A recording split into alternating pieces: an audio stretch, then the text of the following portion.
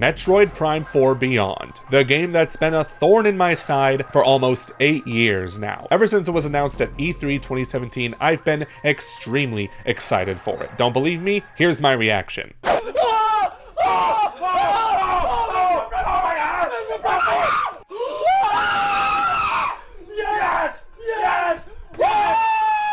I lost my voice for that entire week. Seriously, it was just gone. This was a big deal to me and many Metroid fans because at this point, we didn't know if this series was going to continue due to historically low sales and consistently bad decisions from Nintendo. Other M and Federation Force? But then Nintendo reassured us that Metroid is still alive, not just with Metroid Prime 4 being revealed in that E3 Direct, but also Metroid Samus Returns being announced for 3DS. Was it a bummer that it wasn't on Switch? Sure, but needless to say, we were excited for the future of Metroid. At least until January 2019, when it was announced that the game was restarted from scratch from an unknown developer rumored to be Bandai Namco, and has instead been rebooted with the original Prime Trilogy developers, Retro Studios. A lot of people applauded Nintendo on that very transparent communication, but I was over here like, why didn't you just give it to Retro from the start? You could have saved us this entire headache, Nintendo. I really wish I could just go back in time and tell myself not to be excited for this game because I didn't know how long we would have to wait for it. Sure, we got Metroid Dread and Prime Remastered while we waited, which was very nice, but to me, Prime 4 was that main course. It was the end game. It always has been, and it still is. But now that we are in this time where we finally have gameplay for it, another player has entered the ring, the Nintendo Switch 2. And with it, many people have been theorizing that Metroid Prime 4 would launch on the Nintendo Switch 2, much like The Legend of Zelda Breath of the Wild launched on Switch alongside the Wii U, the console it was initially announced for. And I just have to tell these people that have been saying this for years now that this is not as simple as you make it out to be. In fact, launching on Switch 2 could potentially destroy Metroid Prime 4. It's very dramatic, I get it, but I feel like I need to explain just why this situation is not as cut and dry as many fans think it is. Let's start with the obvious. Metroid is not a system seller. As much as we love Metroid, these games are absolute quality. They fail to sell extremely well. Like, they sell well enough, right? This isn't like a dead franchise by any means. But when you compare it to Nintendo's other franchises like Mario, like Zelda, it's no contest that these are just infinitely more popular. And if we're talking specifically about Zelda, that franchise now has more wide appeal, especially after Breath of the Wild and Tears of the Kingdom absolutely broke the bank with those two entries. And I know some of you are going to say that Zelda didn't used to be a system seller either until Twilight Princess from GameCube to Wii and Breath of the Wild from Wii U to Switch. And to your credit, you would be correct. Twilight Princess did do very well when it launched on Wii, but I don't think that was the main reason people bought a Wii. They looked at Wii Sports, they looked at the waggle controls and thought, hey, this will be a great Christmas present, and then it sold out like gangbusters. Yes, it was very hard to get a Wii for a few years there, but I don't think Twilight Princess was the reason for that. And when it comes to Breath of the Wild and Switch, maybe Breath of the Wild had more to do with the Switch's success. A lot of people, even Wii U owners, decided to pick up a Switch and play Breath of the Wild on that system instead of their dusty Wii U's, and even for years when people bought a Switch, they decided, hey, I'm gonna get this critically acclaimed Breath of the Wild game to go with it because I need something to play with my fancy Switch. So you might have a point there. Maybe something similar could happen to Metroid Prime 4, and that people will pick up a Switch 2 and see a hardcore looking game that kind of looks like Halo. In this case, I'm talking about someone who's never heard of Metroid before. They'll buy it and think, hey, this looks really cool for my Switch 2. Maybe that'll happen.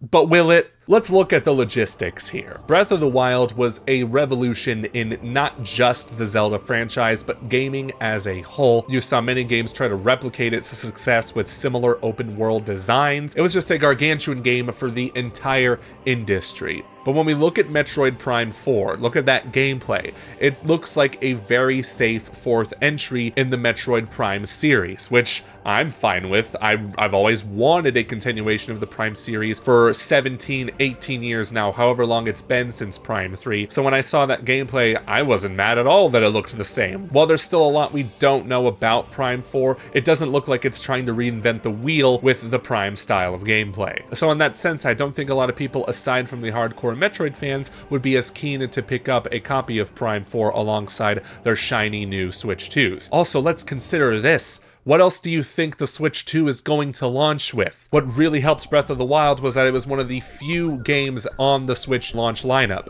There was that, 1-2 Switch, a couple of indies and third parties, but it was just a pretty small launch lineup. Switch 2, do you really think Nintendo is only going to have Metroid Prime 4 alongside some party game?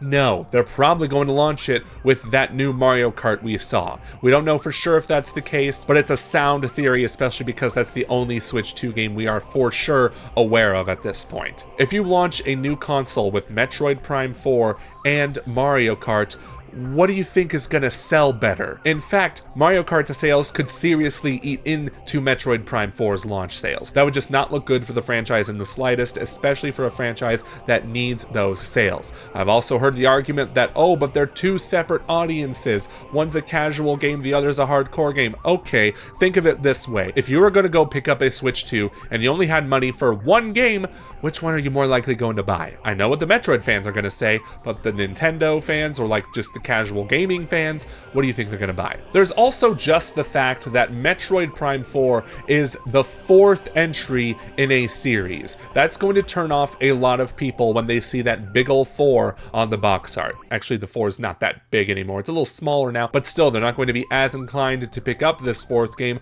if they haven't played Metroid Primes 1, 2, and 3 first. Which, you know, you gotta think we're getting Prime 2 and 3 soon, right? On Switch. Please, Nintendo, don't let me down with this one. So when it comes down to the possibility of Metroid Prime 4 being a Switch 2 launch title, there's just a lot of factors at play that I don't think a lot of people are considering. You can't just say Prime 4 cross-launching on Switch 1 and Switch 2 is a guaranteed success when you haven't considered the situations that Breath of the Wild and Twilight Princess were in. I'll count Twilight Princess in this conversation, even though it wasn't as much of a success as Breath of the Wild, because both games had very similar situations. They were originally announced for one console, Twilight Princess being the GameCube, Breath of the Wild being Wii U. What do those two consoles have in common? They were not successful machines for Nintendo. GameCube sold about 20 million units, which wasn't that great, and Wii U just tanked hard at 13 million. It would have been a disaster to launch those games only on those platforms. Now when we look at Metroid Prime 4, initially announced for Switch 1, how many Switch 1s have been sold? Just been announced 150 million. This is far from the same situation. Metroid Prime 4 is not going to launch on a dying, dead console. And you might also tell me, but think of how much better it will look on Switch 2. This game could be a graphical showcase for the system.